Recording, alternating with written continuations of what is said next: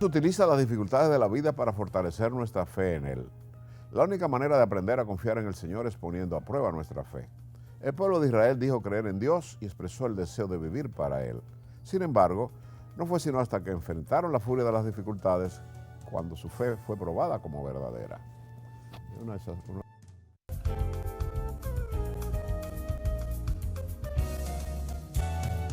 Con esta hermosa oración dedicada a nuestro Señor Jesús, contactamos con todo nuestro respeto a la familia dominicana, con el objetivo más importante que tiene la medicina moderna, que es la prevención. Recordarle que estamos en AME 47, 17 Telecable, que nos encontramos cubriendo todo el territorio de la República Dominicana a través de nuestro sistema UHF, y desde cualquier lugar del mundo que usted se encuentre, www.rdmusica.com en tiempo real, puede sintonizarnos para disfrutar el mecanismo más importante que tiene la medicina moderna, que es la prevención.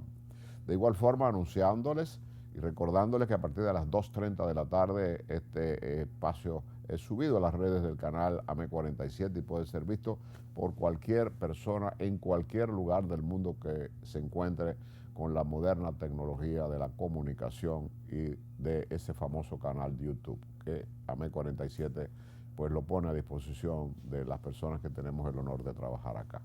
Antes de irnos a la pausa, quiero, como programa de salud, es nuestro deber informar y es nuestro deber ratificar. No es nuestro deber inventar, ni es nuestro deber llevar falsas informaciones.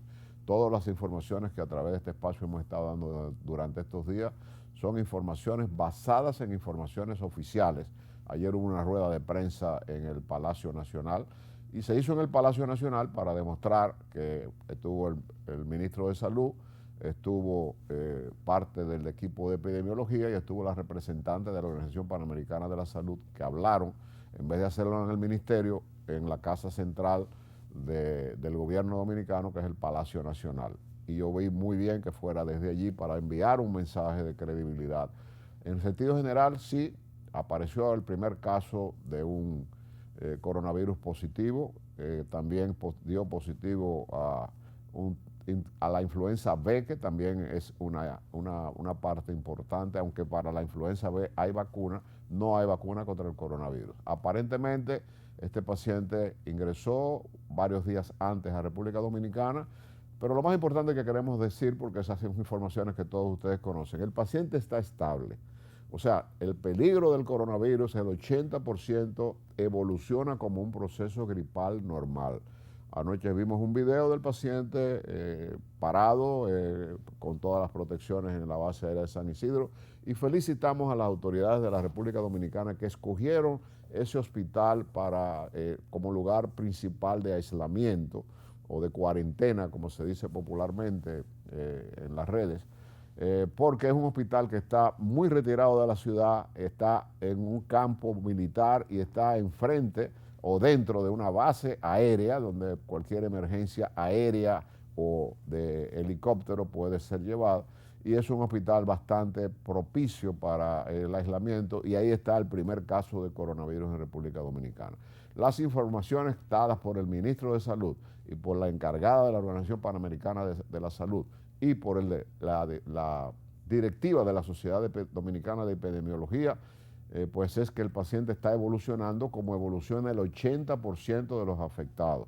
3.5% de los pacientes han tenido la mala suerte de fallecer, pero casi todos son inmunocomprometidos. Personas de más de 60 años, personas diabéticas, personas hipertensas, personas que tienen algún problema inmunológico donde juega aparentemente este virus del que no se conocen muchas cosas porque no hay un tratamiento. Es que es un virus que ataca, que es más agresivo cuando nuestro sistema inmunológico está deprimido por cualquier causa. Pero lo más importante de todo es que ya han dado negativo oficialmente pruebas de personas que estaban, incluyendo un ruso, que estaba siendo evaluado y que ya sí se le hizo. Tenemos 100 pruebas en el país y se prevé que en las próximas horas llegarán más. Generalmente el pedimento de la Asociación Médica Dominicana, del Colegio Médico Dominicano, lo vemos muy factible, de que no haya que tomar la muestra y mandarla a un solo centro. O sea, los hospitales marginales de las zonas de las ciudades, como pudiera ser en Santiago del Cabral Ibáez, acá otro hospital, no haya que mandar las muestras al laboratorio de Filló, pues es una buena sugerencia del presidente del Colegio Médico de que esas pruebas se puedan realizar en esos hospitales. Agilizaríamos mucho el proceso.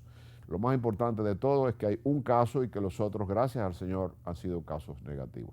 Primer martes del mes de marzo, honor para nosotros recibir al doctor Huberto Bogar García, destacadísimo psicólogo clínico, con quien vamos a hablar de un tema que hemos conversado otras veces, pero es un tema de mucha actualidad y es un tema importante de lo que es la psicología moderna, que es la paranoia, que es un paranoico. Incluso el dominicano usa ese término despectivamente. Tú eres medio paranoico en las famosas peñas. Fulano es medio paranoico. Vamos a ver qué dice el doctor Bogar de esta afección, que es una afección seria e importante en las personas que la desarrollan desde el punto de vista científico, como lo va a explicar él inmediatamente después de esta pequeña pausa. Volvemos enseguida.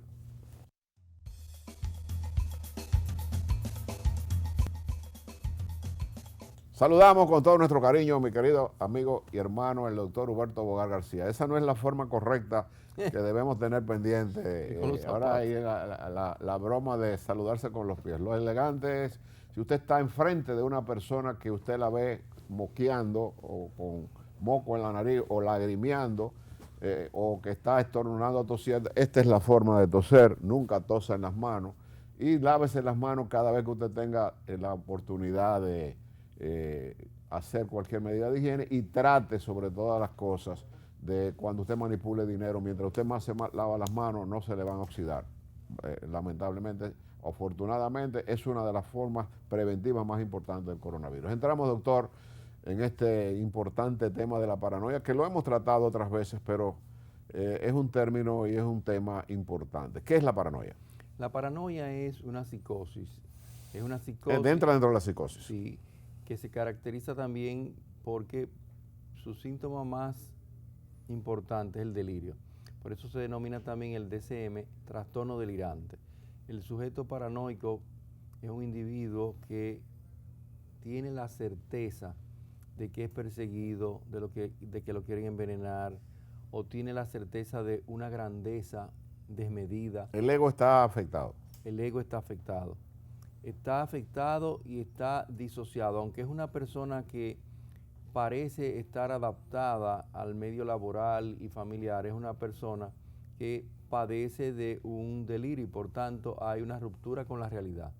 Se siente perseguido, algunas veces tiene delirio de celos, tiene erotomanía, o sea que él cree que están enamorados de él, que hay alguien que efectivamente tiene una pasión hacia él, pero no es una simple creencia que admite duda, es una certeza, es más que una simple convicción. Entonces, ese delirio resulta difícil de deshacer desde el punto de vista terapéutico.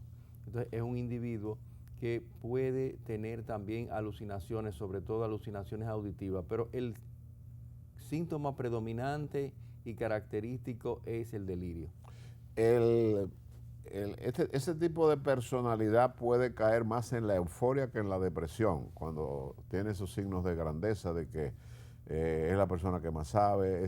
Nosotros siempre ponemos los ejemplos de la gente en sentido general con nuestras famosas peñas. La palabra peña viene de unión, de juntarte con tus amigos. Tú tienes tu peña, yo tengo la mía. Eso yo creo que proviene de los españoles, que utilizan mucho ese tipo de... Ellos le dicen a la cerveza caña. Se juntan a tomar caña. Entonces, en esos grupos siempre hay una persona que quiere lucirse enfrente de los demás, no deja hablar, impone los temas en muchas oportunidades. Pero, ¿qué factores en contra de la personalidad de esa persona pudiera desencadenar ese tipo de delirio? Fíjate, muchas veces esas personas que encontramos en las peñas, en situaciones comunes, no llegan todavía a la categoría de paranoico, pero sí de personas paranoides, sí personas que tienen una tendencia a la egolatría, una tendencia a concentrar la percepción de los demás sobre él. Tratar de buscar la atención. Claro, pero aún así no cae necesariamente Exacto. en el delirio, porque es una tendencia paranoide, no es un trastorno psicótico definido. Ahora, ¿qué circunstancias en la vida pueden haber jugado para establecer eso? Muchas veces una familia, en marco familiar en donde el niño no ha sido objeto adecuado de la instauración de límites al deseo. Es saludable que todo niño sea limitado en términos de sus deseos, que se le haga ver que la realidad tiene un límite, que para que él acate límites. Al acatar los límites y vivir dentro del límite, él tiene y desarrolla un sentido de la realidad. Pero cuando el individuo, por alguna razón, no tiene un narcisismo restringido, no tiene un amor propio un poco limitado, no se le confronta con la realidad limitándole el deseo, puede caer entonces en esa manifestación patológica que es la paranoia. Las consecuencias de un paranoico del libro, como pudiéramos, de un paranoico del libro del doctor Bogar, que de ahí lo estuve leyendo el fin de semana. ¿Cuáles son las consecuencias que puede llevar esto? Hay la edad promedio y si es más frecuente en hembritas que en varoncitos, porque el paranoico comienza no a los 30 años, comienza desde que comienza a desarrollar su mundo, su campo visual, ¿verdad? Su campo mundano. Pero la enfermedad como tal suele manifestarse en la adolescencia. Exacto. O la adultez. Exacto. Temprana. Exacto. Porque a partir de la adolescencia hay cambios hormonales en. Sí. El cuerpo que, por así decirlo, conforman las condiciones de posibilidad para que eso que durante la infancia ha venido desarrollándose se manifieste de una manera abierta. Ahora bien, yo tengo la experiencia de que en los hombres es más frecuente que en las mujeres. Decir, sí. Es mucho más frecuente que en las mujeres. ¿A qué se debe, doctor? No se sabe muy bien, pero en el caso de la mujer, fíjate que Pues la mujer le dicen es coqueta, la palabra coqueta, y hay hombres que son narcisistas, del que hablamos el mes pasado. Pero las niñas suelen tener más experiencia de pérdida y más experiencia de reconocimiento del límite que el varón. En el caso de la niña, por ejemplo, al llegar a los 4 o 5 años, tiene una primera experiencia en donde ella siente que a su cuerpo le falta algo. El varón suele ser más fálico y más omnipotente, tiene un sentimiento de omnipotencia más marcado, por eso ponerle un límite al varón se hace más difícil y generalmente la mujer accede más prematuramente a ciertos límites. La mujer por lo general tiende a perder, tiende a estar en una cultura en donde se les restringe más.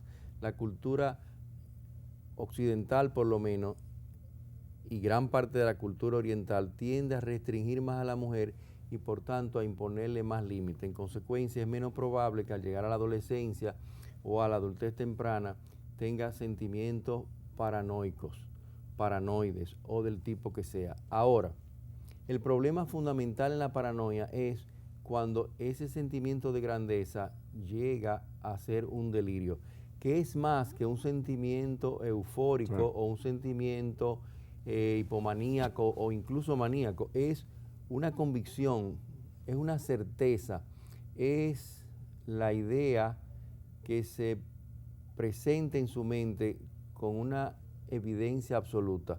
Entonces, sacar al individuo de ahí, sacarlo de esos celos, de esa convicción absoluta, sacarlo de que no lo quieren envenenar, sacarlo de que no lo están persiguiendo, resulta difícil. ¿Por qué? Porque se trata de un delirio, se trata de un síntoma psicótico que supone un trastorno profundo de la personalidad. Doctor, el paranoico en muchas oportunidades, sobre todo quería que fuera usted que lo dijera, que es más frecuente en el hombre o en el jovencito que en la jovencita, pero ya en la etapa del adulto intermedio, los celos, siempre tenemos que caer desgraciadamente en el aspecto de la violencia de género. El hombre puede tener la paranoia de que su mujer le es infiel, o puede tener la paranoia de que la mujer lo dejó porque había un problema de índole conyugal y siempre va a pensar que había otro. Y eso ha conllevado a muchas muertes de feminicidio y de autodestruirse la misma persona. Juega un papel importante en el hombre ese aspecto del duelo, de la pérdida de una relación. Las mujeres, el hombre no quiere aceptar cuando una mujer dice que no, sin embargo la mujer es más fría desde el punto de vista de decir ya yo hice lo que tenía que hacer por tratar de conservar esta relación, se acabó. Es muy difícil que la mujer vuelva atrás. Y el hombre eso no lo quiere aceptar. Ahí entraría ahí la paranoia de que me dejó porque se me fue con otro. Sí, porque esa capacidad mayor de la mujer de hacer el trabajo de duelo, de renunciar a las cosas que parece perder o que ha perdido, la hace más capaz para tomar distancia Y asimilar la pérdida. En el caso del hombre, que es incapaz de hacer el trabajo del duelo y que el sentimiento de pérdida no lo reconoce, no lo admite, entonces cae en el delirio. Sí. Y el delirio lo puede llevar a ciertas formas de feminicidio. No todo feminicida es un paranoico, pero hay muchos paranoicos Exacto. que son feminicidas. Y muchas de las cosas que el paranoico cree que la mujer dice, a lo mejor no es verdad, o está en su mente. Por supuesto, está en su mente, pero está en su mente de una manera absoluta. No es un simple celo, es un celo delirante, es un celo que se expresa como una certeza. Entonces el individuo no supone que la mujer lo engaña, sino que él sabe. Y está seguro y está seguro. Y hasta le busca nombre, seguro. Claro.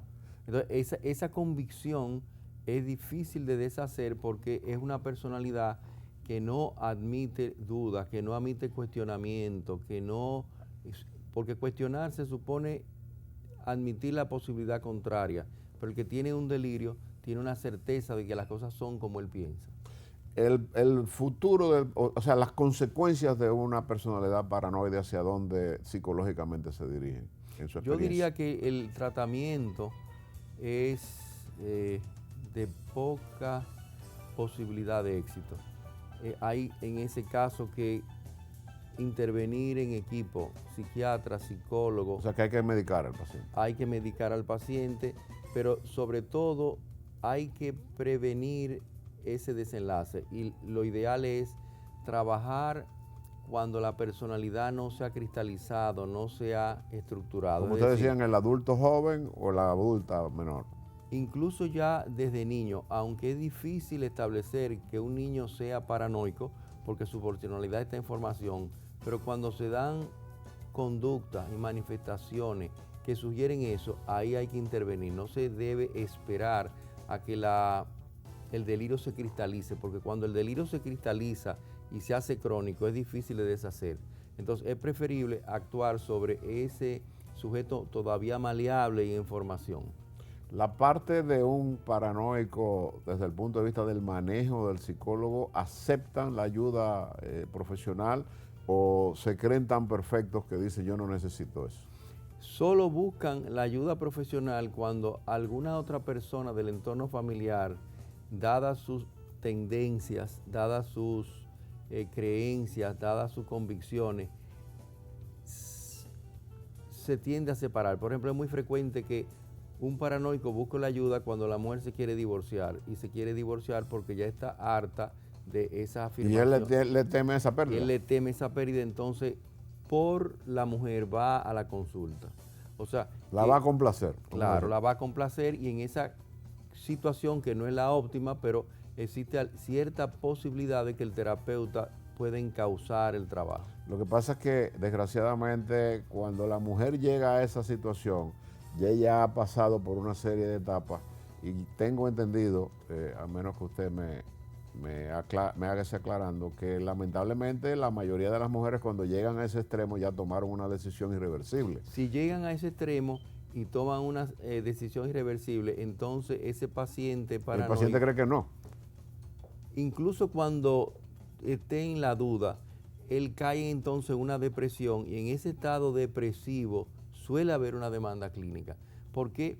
Porque cuando el sujeto está convencido de que lo quieren matar o de que el otro le hace daño, sí, que lo quieren envenenar, él ve el problema en el exterior. Pero cuando él sufre porque la mujer lo está por dejar o lo dejó, él cae en una depresión que sí puede contribuir a su demanda clínica. ¿Afecta al paranoico su entorno de trabajo, su círculo de amistades o su círculo familiar, no necesariamente el matrimonio de pareja? Eso es selectivo. A veces un individuo se manifiesta una conducta paranoica en el hogar con relación a los celos y a la mujer, y en cambio en el trabajo es un individuo completamente adaptado y que es querido y luce muy bien. pero a veces no. A veces en el medio laboral el individuo tiene la sospecha de que le quieren serruchar el palo, de que le quieren lugar el puesto. Y en cambio en el medio familiar no hay celo con la mujer ni nada por el estilo. O sea, que el área en donde el paranoico manifiesta su delirio es selectiva. Señores, brillante esta primera parte con mi querido amigo y hermano, el doctor Huberto Bogar, un tema que siempre es actual. Existe una enorme cantidad de paranoicos. Hay un detalle importante que ha dado el doctor Bogar, más frecuente en hombres que en mujeres, pero hay que vigilar esa conducta desde la adolescencia temprana. Yo creo que cuando se llega a la adolescencia temprana y es detectado, es más manejable que cuando el proceso ya está avanzado. Brillante este tema que ha escogido el doctor Bogar para nuestros amables televidentes que nos siguen cada primer martes de mes. Vamos a una pequeña pausa y venimos con las conclusiones.